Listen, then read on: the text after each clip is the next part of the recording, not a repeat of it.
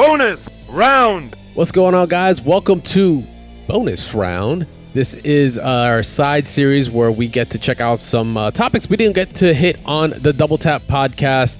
Might be too big. In this case, it's actually not that it's too big. It's just that we don't really want to wait till the next episode to come out. So this is an Evo Japan 2025 episode coming right to you live. Of course, I am Crash, and with me, I've got Static Gorilla in the building to help me out on this week's kind of bonus round. What's up, homie? What's going on? It's been a while, Mr. Traveler Everywhere, man, sir, dude, guy. It's been a little bit. Yeah, I'm kind of fresh off of traveling just due to work. But I still managed to check out Evo, or I did some catch up of Evo. I got to get a little bit of it, but I really did have to do some catch up on it this week, and I didn't really want to wait. Even you were in a better time zone, and I still missed. It was when I was sleeping. It's hard to catch up, but or at least it's hard to stay up to date. And then you catch up in the morning, and you see everybody who's won. And you're like, darn it! It's like, it's really difficult. It's really difficult. But if you guys didn't check it out, Evo Japan just passed from the 9th to the 11th. It went down.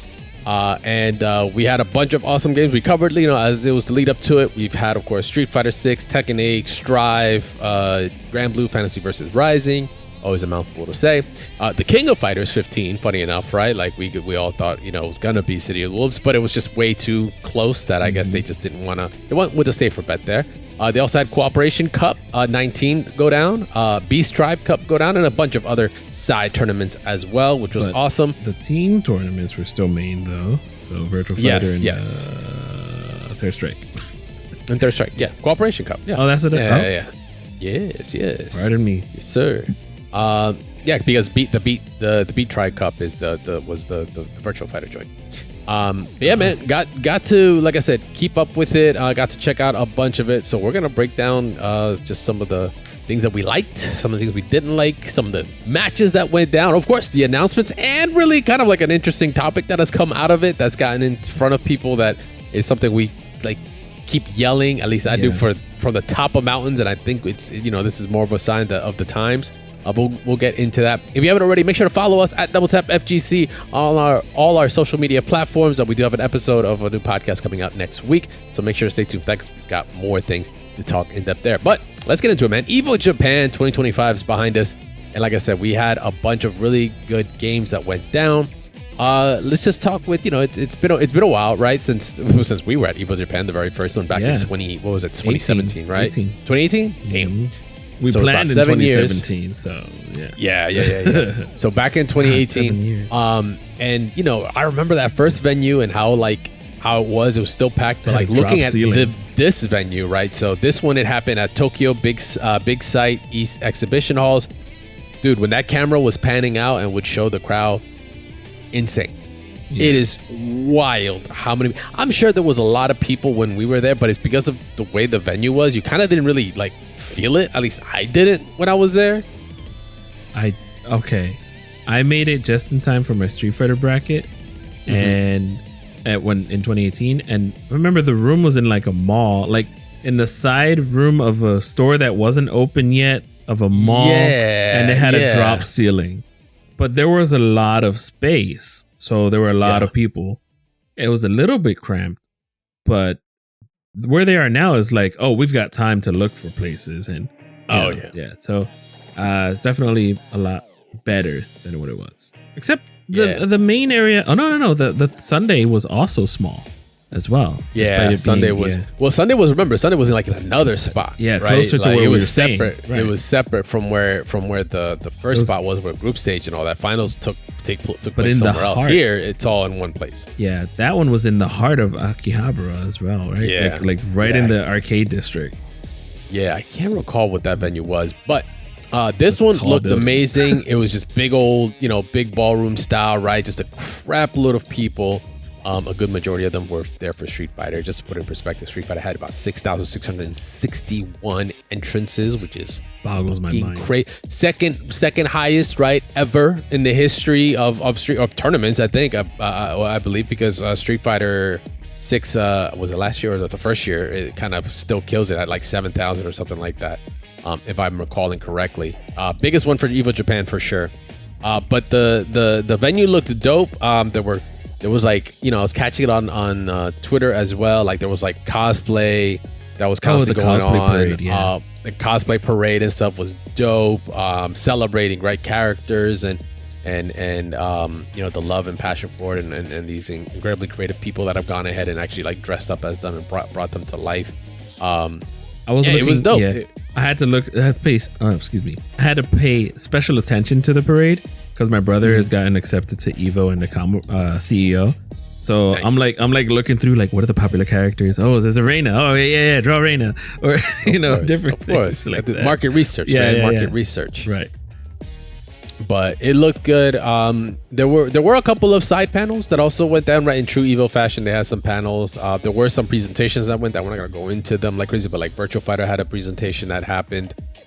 There were some other ones I believe on site, but not all of them were being streamed. But yeah, there was like a lot of streams that went down. And you got to watch really any game at any point. I liked what they did in terms of the production, at least for day one. I'll give it a 50-50. So production looked solid. It's one of those cases where like when you're an English feed, right? So we have the English feed, that's what we're looking at to watch. But when it's like it's primarily the whole area and the whole way it's routed, like right, the video and the audio, it's like routed for like the kind of like the Japanese segment of it, and English is just like an offshoot of it. Like you're gonna get certain things like some camera feeds, some this and that, but you don't primarily in broadcast, you don't have control of that. It's like kind of like you get what is called a clean feed, which is like a bunch of specific cameras, and then you're supposed to be able to cut into it, right? I'm doing a super high level version of what broadcast is like here. So you're kind of offset to the side, and the main event is is Japanese talent and where they're at, and like the English talent is clearly somewhere on the side in some other area for them, which is pretty standard. It felt like it was like kind of out of sync at times though when it came to some of like the cameramen and some of the cutting, and it kind of was like very jarring for me. But what I did like about the production, at least for the first day when it comes to the gameplay, is that they were hopping around games. A part of me was like, I liked it because I was like, oh, Street Fighter, then it was Tekken and such. I was like, all right, cool, we're going back and forth. But then the other side of that is like, they're hopping around games. Sometimes I don't feel like watching Tekken. Right. I'm gonna keep it a buck. Sometimes I'm like, yo, I just want to watch Street Fighter. Can we just keep it at that? But they were, jumping around different pools, which was cool. It's something that I really, really hope more tournaments tend to do, because having the stream stage as being like your only setup that you're actually gonna get any kind of streaming out of, any kind of like broadcasting, kind of sucks, because if you don't ever make it to stage, then you don't get to actually have like the tapes to watch and such, right? That you're like, oh yeah, I was at this tournament and this is who I played and this is how I played. I do like the idea of a main stage having multiple games, and if you wanted to watch the other games, go and watch them on those separate stages. So how they have like 7 stages at regular Evo. Like if they had Evo 1, because they've been having Evo 1 stage with all the panel stuff. And I think having Evo 1 stage with everything, and then even filling in the ad times or those ad spots with other matches that are happening on Evo 1 would probably be a better idea, like to just funnel everything that needs to be, like, it's Evo. It's not everybody's going to be watching or everybody's going to be watching the panels. Not everybody's going to be watching all of the other ones. It's just, it boggles my mind how many, because there's so many stages, how much is going on.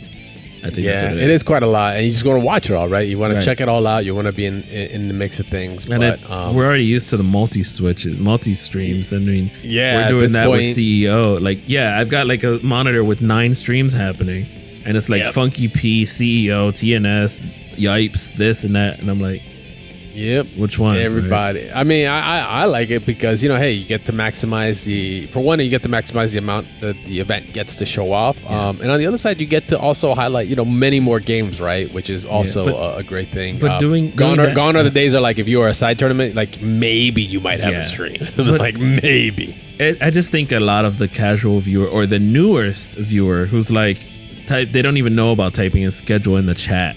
And they're like, what am I watching? And I'm watching 4 different games. And then immediately they put on different games. It's like, I'm watching that. So the production was solid. Once again, there were a couple of mishaps here and there when it comes to like, hey, especially when they were doing announcements. They didn't have the hosts like even the translators mic piped in, so you had to like listen through like the speakers of the venue going through the mic, and I was like, it's kind of a little bit of an oversight. It's pretty easy to patch something like this in, but wrong audio. Once again, when you're working, especially when you're working with like not just like foreign crew, but like when you're like coming in and you're like supposed to be the English feed, and you know sometimes you know working with whatever vendor is doing that broadcast, like there are sometimes gaps that are over, you know, not seen. Maybe there was no coordination or they forgot to, and then it just never happened. Like it happens. It does happen. But I figured at this level we would kind of be over shit like that. Well, I mean, if you notice, most of the streams or events that we've had throughout the last year TNS have been at those locations. TNS was not there this year. I'm not saying it because I really like Tong. I'm just saying because a lot of the production. You're not biased at all. Yeah, I'm not biased at all against the guy who thinks I'm gonna lose. No, he's got money on me in a money match. Anyway, I think Tong's group knows. Like there was a moment where something happened during Guilty Gear, and he was like, "Oh, they need a new capture card," and it was like almost instant. Like he knew, all right, let's like knows what to do. Production, and it's just like we're still running into this, and like grand finals took about 20. Anyway, we're gonna get to that. Yeah, we'll get into those issues later. But I think overall, I mean, it was solid. It is done, right? You got to the end of the show, right? You got to the end of the show, exactly. Hey, it was as long as you finish, you cross that finish line, don't matter. The dub is a dub. You finish the race. Yeah. But if anything, you know, if this is gonna be kind of like what they're gonna maybe bring towards when it comes to Evo France as well, right? Later on this year, that's also gonna be happening. I think it's gonna be a solid production. I think, actually, funny enough, I might even know the people that are working on the Evo France one. I gotta hit them up about this just to confirm. But yeah, I think it's gonna be the same group of guys that did like Tekken in Amsterdam and stuff, like the World Tour and all that. Because they're based out of France. But anyway, that's besides the point. Regardless, the production seemed good. It was clean. We got to the games when there wasn't issues. We'll talk about that in a little bit. But we'll talk actually more about the games in a second. We're gonna be taking a quick break. When we come back, we're gonna be talking about some of those top 8s that went down over to Evo Japan. Don't go anywhere. We'll be right back. All right, Evo Japan is in full force, and like I said, we've got some games to get into. I mean, what do we want to start with? I mean, off the rip, did you get a chance to check Cooperation Cup, like any other Street Fighter, the Third Strike? I watched some Third Strike. Yes, I was catching it on while I was watching TNS Friday night, I think, or Saturday night, one of those. And yeah, catching a couple of, there were a lot of upsets, but man, is it hard to watch Yun and Yang and Chun-Li and those are different.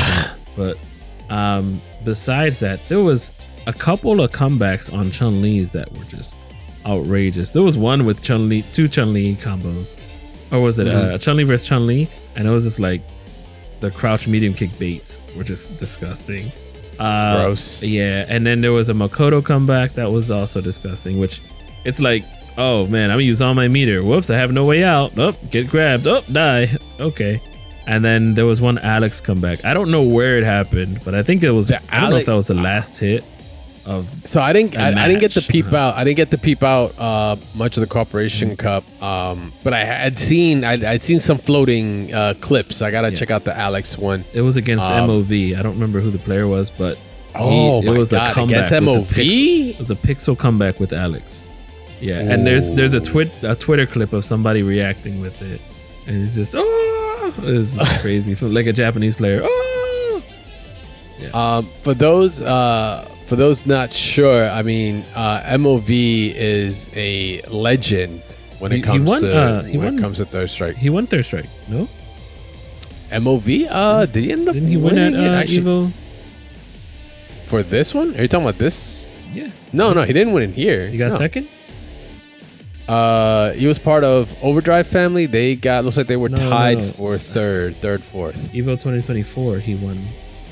Oh, in Evo. Yeah. Yes. 2024 he did. Yes. He was in. He was fighting against what is it, Issei, in 2024. I thought we were talking about like last year. So I was like, no, that wasn't last year's.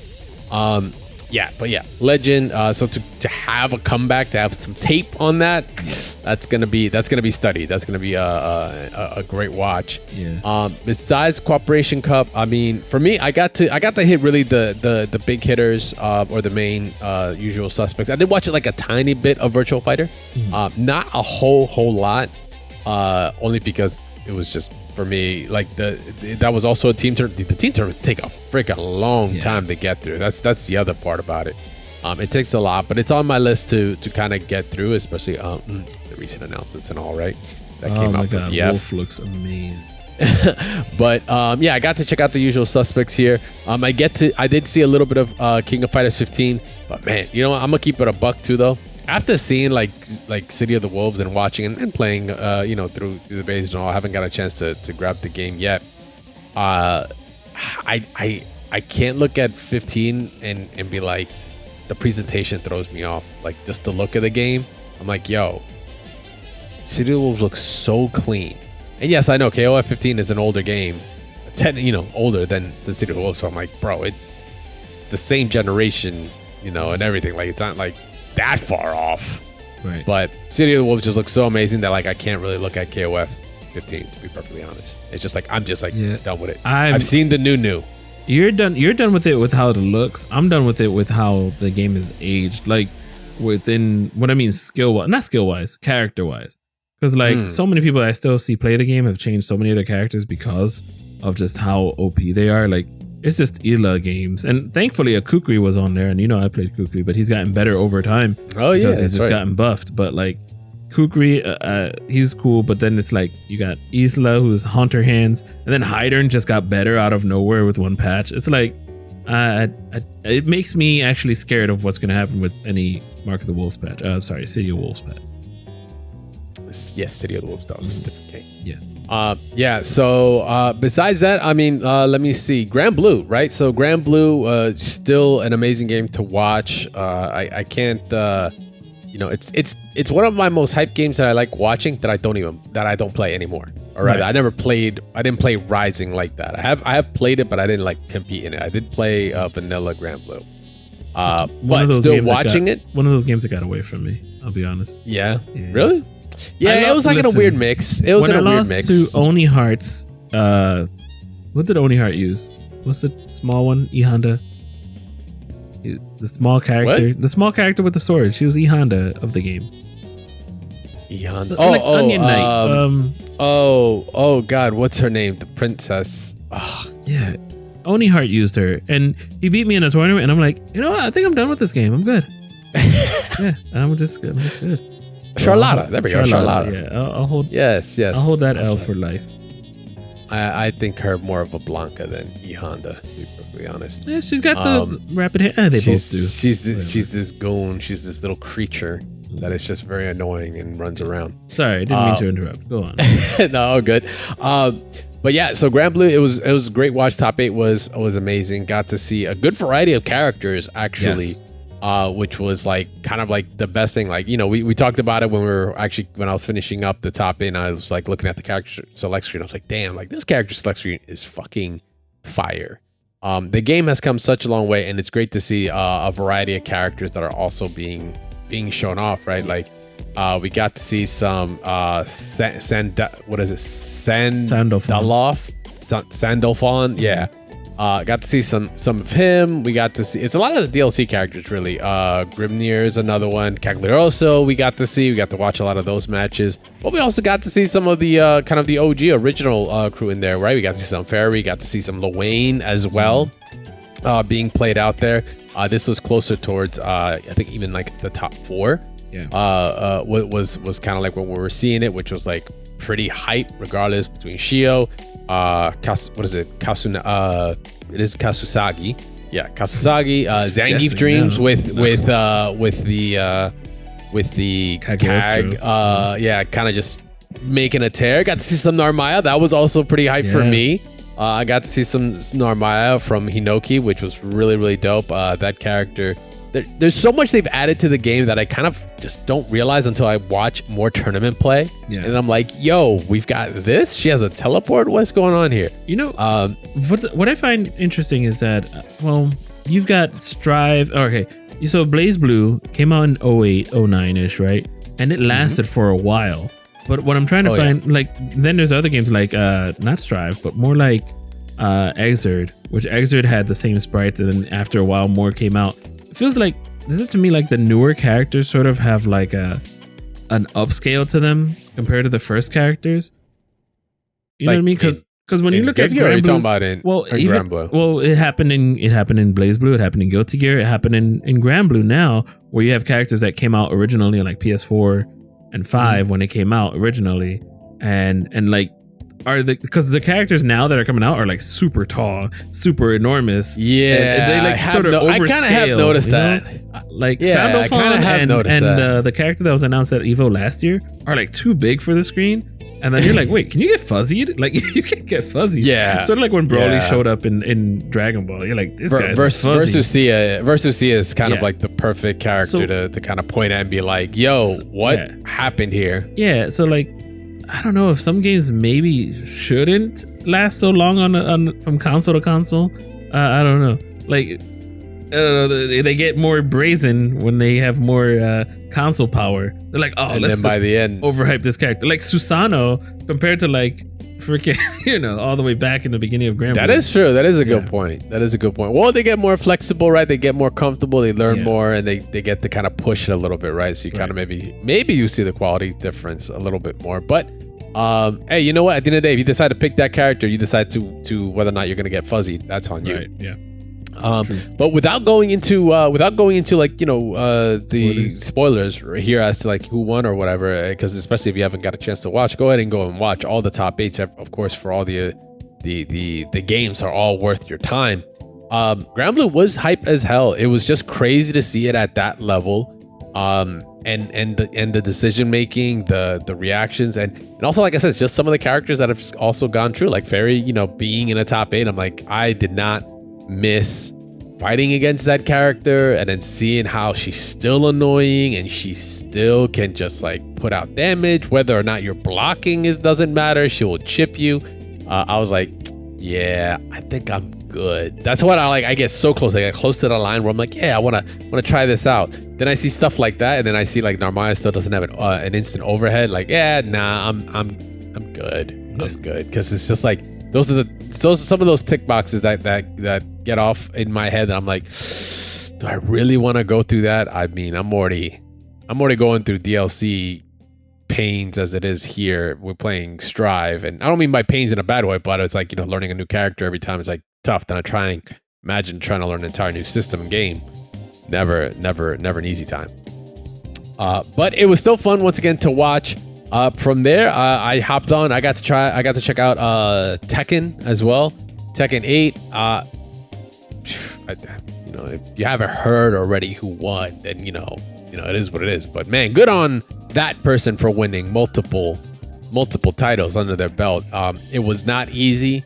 That grand finals was dope. Coming back from the deficit was like insane. But also another one, a good variety. Got to see some Lydia on there, which I was really surprised. It was only for like one game though. She got beat and then had to get swapped out. But you got your Laws. We had Jack. We had Panda. We had Kuma. We had Brian, of course. Zafina showed up as well. Raven was disgusting. He was hyped. That was definitely the story. Yeah. It was so hyped to watch. Who was it that actually was picking up Raven? That was Pinya. Pinya was playing Raven. That shit was hype. That shit was hyped to watch. So shout outs to putting on a show for us on there. But yeah, it made it real close. Once again, all the top 8s, like anybody could have taken that. But at the end of the day, a certain body part ended up winning. Let's just call it at that. A certain component ended up taking the dub. So Strive. Strive was another one that was interesting. Like 80% of it was great. We'll talk about what that 80%, that 20% that didn't. But the only thing I wasn't too fond of was Happy Chaos mirrors. Like those are just like those are like, it's fine, but like, I think it's crazy to see how far we've come. Look, you're yawning. I wonder why. Well, no, it's because I'm thinking about it. Here's the other issue is that commentary doesn't really know what to talk about when you've got both happy casters on screen. It's difficult. Yeah, it's pretty difficult. Outside of like, did they block the mix? Right. That's really it. That's all you're getting. That's the thing. Like, it's really hard to mess with. And this was a character that 4 out of the top 8 had. Yeah, I mean, all of them have like secondary characters except for Leffen, but all of them have secondary sort of characters. But it's just like, what else are we gonna do at that point? Am I gonna pick Happy Chaos against Happy Chaos? You bet your ass I will. Yeah, you know. Yeah. Summit, Chip Summit. That dude, he dresses cool. He dresses cool, and man, was he everywhere on the screen. Like you said, he makes you explode, but he explodes himself as well. Yeah, he definitely. Yeah, you touch Chip, he's likely to blow up. But man, that rope, the mix, the movement that he gets from it, confirms off the rope was the. Oh, the confirms. Part. Yeah, true. There are some confirms. Wall to wall confirms, and was breaking the wall every time. Or if he didn't break the wall, he would like go into super and then break the wall. Like, and it's outrageous. Any setup he had, and like you're right, Sushi Rekka is annoying, man. It is. Turara with Sin, definitely with the Strive dual rulers buff going on right there. I think he picked. Did he end up picking Kai at all? I can't remember if he did in top 8. He did pick Kai and got perfected in 1 round because of it. He went back to the sun. Oh yes, because he did right. He went right back to his boy. Yeah, picking Kai showed that he got tilted. So that's the problem. Yeah, he was up to. Yeah. Let's just say that. Yep, and then of course Red Ditto in there as well. Current Arc World listen, he won the money and was like, "I guess I'm going to Japan." He showed up last chance qualifier. Was like, "I guess I'm going to San Diego. I'm free. I can show up to Japan." Yeah, right. Sheesh. It's just crazy. And then of course Zaru Ino, your boy, your mentor, your god. Okay. Basically. I mean, it's your character. Like if there is an Ino like player, you just think of Daru. Like once again, if you put the character in your tag, that's you better there. That's some goddamn commitment. Like that. This guy has not been shook about playing Ino the entirety of Strive. Like even when she was like garbage. Oh, she's still like garbage. I don't want to hear it. She's not garbage now, but it's still a lot. Like, yeah, don't get me wrong. She still has to work a lot to get what she's doing, and your execution needs to be on point. But man, when you have it, you have it. There's other characters. Like you look at Diaphone who dropped her for like, well, one, he dropped the game, but he dropped her for like Bridget and other characters. Like, why not pick Bridget and Testament? They're ruling the game, in my opinion. And freaking no Gold Lewis in top 8 was weird. Yeah, no Gold Lewis in top 8. That was gonna say that was kind of like a big one for me. I was expecting at least one. It was everywhere during Arc World Tour. So like, I was thinking the DLC master himself, Gobu, was gonna end up with them at some point, but nope, he didn't make it to top 8. Slight observation: like, is it in Strive? I feel like the DLC, they sort of get in there without being like touched, so to speak. They're not really in there with having too much broken, and then they just get buffed out of nowhere. But I still feel like they don't want to buff Alfeld and Johnny and Slayer. I mean, he hits hard, but it's like once you block, it's like, all right, GG. Yeah, I mean, it's pretty easy to tilt the character maybe a little too far. Discussion for another time. Yeah, for sure. In the meantime, though, Gran Blue, Guilty Gear, the other G game. Guilty Gear Strive ended up pretty good, very entertaining up to the very end, which once again we'll talk about later in the show. That then leaves us with some Street Fighter. Street Fighter 6 was. The top 8 was great. The top 8 was amazing. Once again, a good variety of characters outside of my girl. Made herself known not only by Lashar, but also Momochi was obviously playing her. We got to see some Guile. We had Akuma, NL with Akuma, Higuchi with Guile, Lashar with Mai, as well as Ed, right? Oh wait, I don't think he ever switched to Ed this time, but it was Momochi who switched to Ed. He also technically has Terry too as well. Yeah, I think he did just stick with Mai the whole way through. Akira with Cammy, Momochi with Ed, and Mai Kobayan with that Geef, Ryukichi with the Ken, and of course Mena RD with Blanca, as well as he's got a Pocket Bison and Zangief as well. But Blanca is what we saw him play throughout all of top 8, just running amok, getting mixes left and right. But all the matches were like amazing. I think we only had, let me bring that back. There was only 3 matches that were not 3-2s. There was one that was a 3-0, which was Lashar versus NL in the losers semis, which that sucks. You just get in and then get knocked out. Not just that. Remember, he did the dive, the safe dive into super. The safe dive into super. Yeah, he disgusting. Robbed that, man. He said, "Give me those frames, Invo baby." Kobayan and Momochi was a 3-1.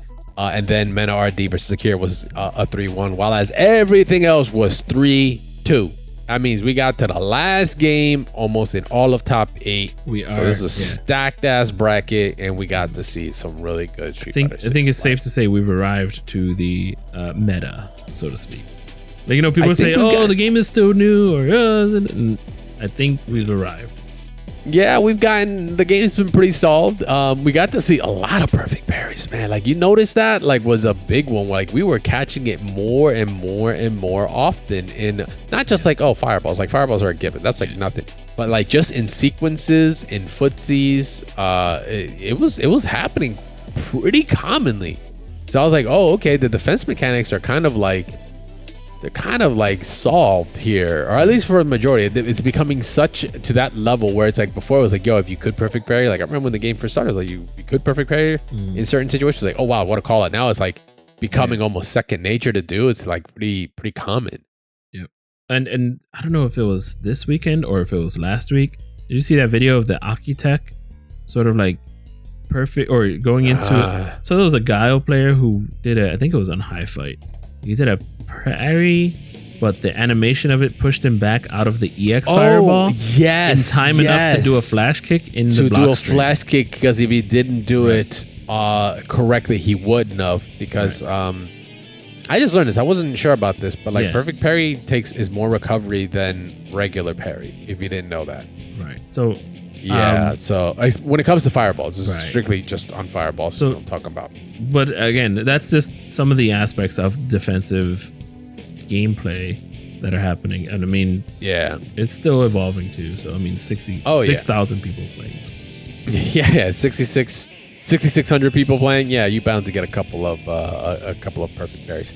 But yeah, top 8 was still a nail biter. It's just incredible to see like the names that were on here that didn't make it the top 8, but regardless, top 8 still was the creme de la creme of matches that went down. I was pretty stoked to see some Mai play, to be perfectly honest. I think she is the most popular character in top 500 or whatever. Japan really likes her. They really rock with her, and not surprised to see her seen more often than any other character really right now.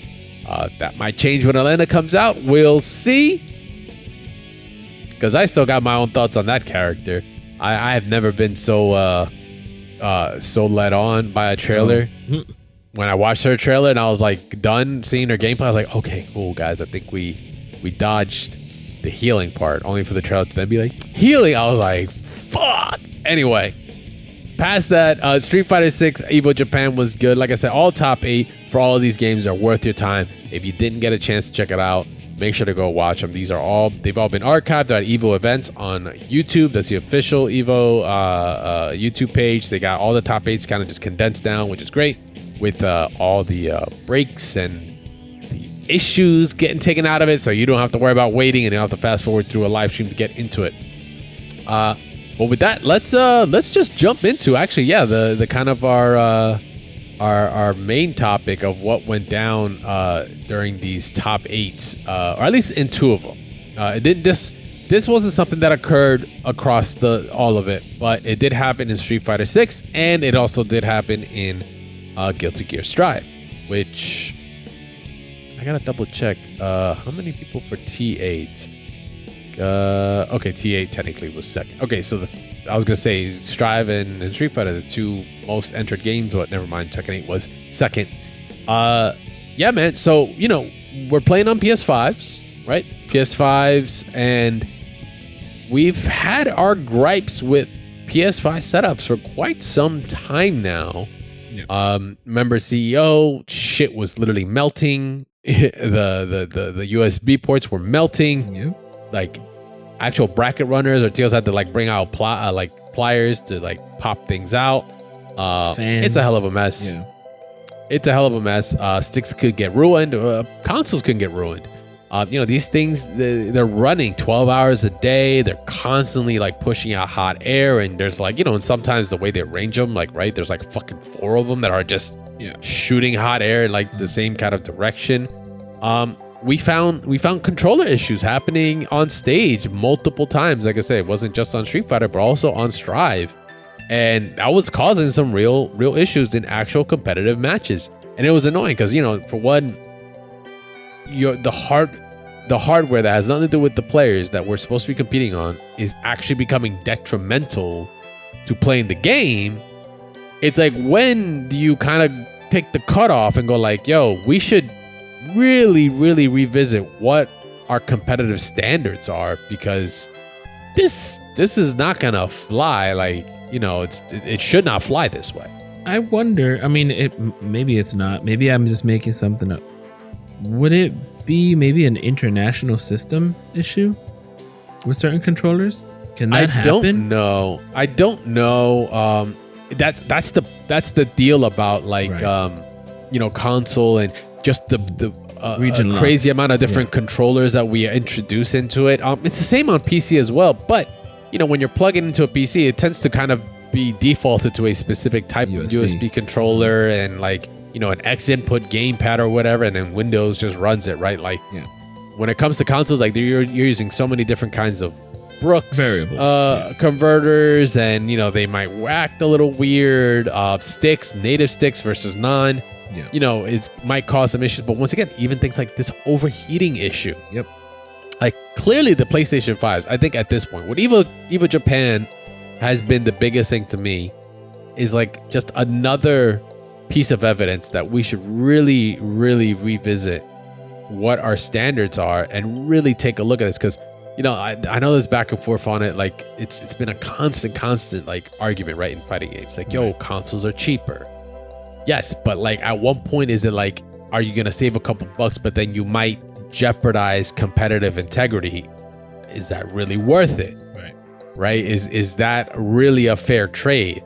Because when that happens, it's like, before I got to watch the catch up on Evo, you were telling me like, yo, man, like, make sure to skip, because you're not gonna like these finals or this because of what. And I didn't know what you were talking about until I watched it. I was like, oh my god, are you serious? Like, we're having these issues, like, not just that, you caught it and you're like, wait, why did this skip and I didn't skip it? So you went back and said, wait, I missed a round, and you went and checked on the live stream. Was like, oh, I did. And I'm like, oh yes, that's where the capture card went. Yes, the capture. That was the by the way, on that. And that it took from losers finals to grand finals about 20 minutes to get it back up to running. Yeah, like, so I mean, I don't know. The biggest thing that's the biggest gripe for me is that we've known these issues have been happening, yet TOs, especially at this level, haven't done anything to combat it. Like, I don't know if they, if they're not, at least be transparent about it. Evo is partially owned by Sony. This is all this is facts. This is public knowledge. People know this, right? Sony's a big component to the sponsorship, in-zone monitors, PlayStation 5's cool. Now, does that ownership also dictate we can't use PCs? I don't know. Only the people at Evo, right? The Evo organization can answer that, right? Is that part of the contract? Because, Arc World Tour was completely run on PC. Nice. No issues. As a matter of fact, I didn't even know it was PC until Red Ditto 1. And someone pressed a combination of buttons and made the volume mixer show up on Windows. And I was like, oh shit, this was on PC this whole time? Oh, great. Good to know. So it really has just been, for me, it's like, guys, like, I at this level, these shouldn't even be problems. Like, the idea of a console overheating, possibly losing a frame, possibly busting a controller, busting the console itself, causing these weird controller errors mid-match should not be a concern for players at all. At that level, I will give the pass to like smaller TOs and shit. Like, sure, I'll give you a pass, you know, like, because once again, not to undervalue other tournaments at all, not at all. Like, you know, I think once we make a standard, everyone should follow it, right? Like, great, but maybe it's an accessibility issue here. Perfectly fine. But like, you know, we should really be assessing this at that level. These are the Evos, right? These are supposed to be the world championships. This is the top of the top. Outside of Capcom Cup or Tekken World Tour, right? Like internal, actual, like owned, you know, company owned like circuits or finals anyway. Like this should be the example. And I'm like, and all we got were controller issues and pros tweeting about shit and other players actually also tweeting about it and their frustration. It's like, come on, like how much more do we need to do? Does a console need to be completely useless, or does something really bad have to happen competitively before we decide to take action? Is my biggest takeaway here. Yeah, and like, how do I say this? Even one of the people that won tweeted about how it didn't feel satisfying because of errors. See what I mean? Like, yeah, that's crazy. And when you have even people that won complaining like this doesn't feel like I won, or I hate winning that way is what he said. And it's like, that stinks. Like, come on, it messes with both the winners, the good guys and the bad guys. Like the bad guys are being toxic and saying, "Oh, it's the worst event ever." Now there were people that said, "Oh yeah, it didn't go off with any," and I'm like, I don't know what you were seeing. Maybe being there is better. I don't know. But again, being there and being a competitor there might not have been. But the fact is that we got to see this happen on stream. Yep. I'm not gonna say which one, but it happened in Grand Finals, or rather, okay, I did say it. All right, it happened in Strive Grand Finals, and it completely took the wind out of the Grand Finals. Like people were tweeting, like I had heard about this before I even got to watch. People were like, "That was the most awkward Grand Finals ever." That Grand Finals really was just like, yeah. Like I was seeing this on my feed. I'm like, yo, what's this about? What's the tea about? Spill it. And then I had to go and watch it and be like, oh, that won't leave a good taste in your mouth afterwards, right? Even if you do win, like that's kind of crazy. It's like, yo, we need to have these discussions. It needs to be done. Like, is Sony's grip that hard? Like, yo, I mean, I don't see why we couldn't be on a middle ground here. Like, let us get PCs, and we'll still rock Sony InZones. InZones are fucking amazing. InZone monitors are amazing, but like, come on, we don't have to be on console. Like, we can be, if we are to be optimized. Like you guys gotta understand. Like, it's part of my job to look at stuff like this, to allow players to be able to compete at the highest level with the highest resource available to them to give us that. Like, you gotta understand, it's part of my job to understand this. So when I see this in fighting games, and I'm like, guys, like, we really should treat it that way because it should really be that sacred, and it isn't. It's like, it's very frustrating. So extremely, of course, but. If you give leeway to PC, would you have to give leeway to Smash? Huh? What you mean? Like if you give leeway to not using Sony, would you give leeway to, the only reason why they're not playing Smash is because they're not using Switches or Wii or Wii U's. Evo itself running Smash. Evo isn't running Smash. Hasn't run Smash in years. Right, but they haven't run PC because they're run by Sony. If you give them the leeway to go ahead and not use PS5. That's you know what I mean? Something else. Yeah, well, but that I don't know. That's the thing. That's what you. But we're not talking. We're not going between like IPs. I know, like, but what I'm saying is, but that's the thing. Like, if you can. But I'm saying that somebody's going to creep up with that complaint, saying, "Oh, I thought you were using PS5 exclusively or the retro game, and now you want to go back and." You're not going to use like Nintendo games and Nintendo this and Nintendo that. I thought that was something else though. I thought that was a whole other reason why Smash was no longer because in Evo. Nintendo was like, Because it's Nintendo being Nintendo. I'm like, I don't think just them being owned by Sony was like a reason. Okay, but I'm just saying someone maybe asked that. Yeah, but I don't think that's not the same. That's not the same conversation we're having here. Though, no, of course not. Honest. Of course not. I'm just saying like somebody's gonna pop up and be like, "Diglet dig." I don't know what I'm saying. Yeah. But yeah, that's the biggest takeaway from Evo. Even though Evo Japan, it was great to watch the top 8s, but like seeing that happen, it was very frustrating. So I'm like, I cannot believe at this level we are still dealing with the level of play in the losers finals, and for that to happen in grand finals, the hype is gone. And granted, this was all over like 50 minutes of downtime. Yeah, like the viewing experience accumulated like, 50 minutes of downtime. It was. Tom was falling asleep. Go watch TNS back, and that'd be fun. Yeah, that was rough, but I'm hoping once again, like now that we have this piece of evidence, we can point to this and be like, here, see, like this is another example. Here's another fucking example. We gotta wave our fingers at it and be like, we're trying to not do this. What's the retro game? Marvel 2 this year at Evo Normal, or do we call it Evo Vegas? Evo Prime. Evo Prime. Yeah. No, it's just Evo. So it's this Marvel on Capcom Fighting Collection, right? Or not Capcom, excuse me, Arcade Classic. Marvel's Capcom Arcade Classic. Okay. Yep. So we're not using any sort of items we used last year. Actually, no. You might be on some. I actually can't recall. I mean, I wouldn't be surprised if they're using real arcade boards and using the solution they did with Third Strike last year, those all-in-ones. But I think they are using, because nobody's been complaining, and they changed the versus mode recently in a recent patch. So that's really? Yes. Now it's versus mode, and you can rematch from versus, like from the end of the screen. You don't have to push start on opposites or quick save and all of that. So, nice. But yeah, I'm with you there. Like, this is obviously a problem, and it's obviously not. And here's the thing: it's not just a problem in one game. It happened to like Punk in another game in Call of the City of the Wolves. I'm gonna say Call of the Wild every time. It's a Hearthstone reference, but this is COTW was Call of the Wild, and I'm gonna say like Call of the Wolves. I never gonna say. I just want to say Fatal Fury. Fatal Fury for life. All right.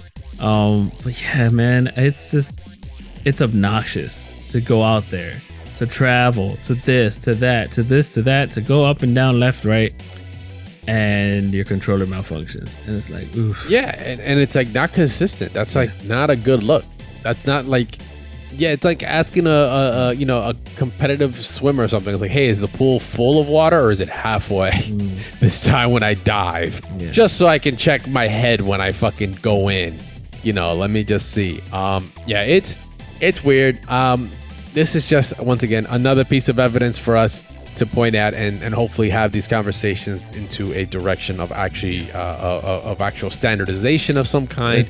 Would be great. But once again, if there's some ties with Sony there that Evo's not letting us know, then it is what it is. Our hands are tied. It's funny now, like the years change of what the topics we want to talk about is.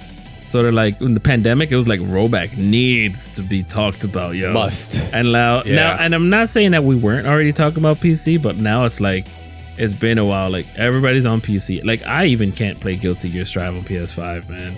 PS5 and 4 felt like underwater ever since. Yeah, so it's just like... Yeah. It was going as far back as, why we were rocking 360s over PlayStation 3s for like Marvel 3. It ran better. It's just the way it goes, right? And then Evo Rules was just PS3, and it's like, it feels terrible. Yeah, terrible.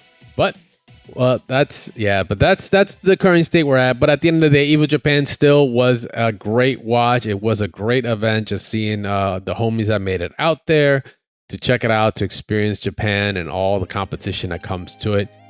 Can't wait for Evo France, because that's going to be doing what we want to do, which is, of course, have that international play, have those players that we don't get to see, get to travel, actually go ahead and be highlighted and shown off. But now we get to see it over on the European side. But guys, let us know what you thought about Evo Japan. Make sure hit us up below in the comment section. Like the video if you did like the video as well. And hey, let us know, do you think we need to get into the PC era already? Are we just way overdue. PS5 overheating, melting USBs. It's causing grand finals to be not so grand. Let us know about it once again in the comments section below if you haven't already. Make sure to also follow us at DoubleTapFGC on all social media platforms. We have a new podcast episode going on every 2 weeks. By the time this episode is actually published, should be an episode on the following week. Make sure to follow my awesome host here, Static Gorilla, at Static Gorilla on all social media platforms, as well as on Twitch, where he's going to be streaming some Marvel, practicing some Marvel, because he's got some money matches coming up, right? Dude, Combo Breaker will be legit. So, but also Studio Wolves, we got to put some more work in that. And there you go. Make sure to go support. Go say what's up. And of course, you can follow me at CrashTechVS on as well as on X/Twitter. But make sure to just hit us up at DoubleTapFGC. But until then, guys, and hope you guys enjoyed the bonus round here. Evo Japan 2025 is done and dusted. On to the next one. Let us know what you guys think. But until then, we'll see you guys on the next bonus round or maybe on the podcast. Till then, see ya. Peace.